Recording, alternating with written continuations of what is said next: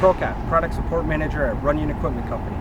Today we're going to show you how to read error codes on your Palfinger crane. This way when you call us, we'll be able to quickly diagnose the issue and get you back to work.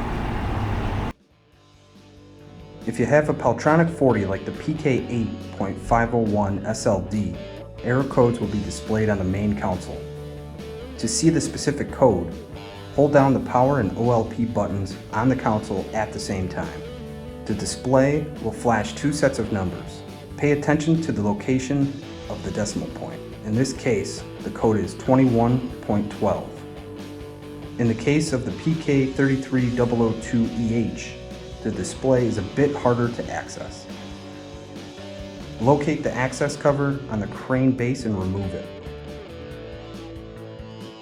On these models, the 4-digit code will display automatically. Again, pay attention to the decimal. In this case, the code is 25.14. Have this error code available when you call us.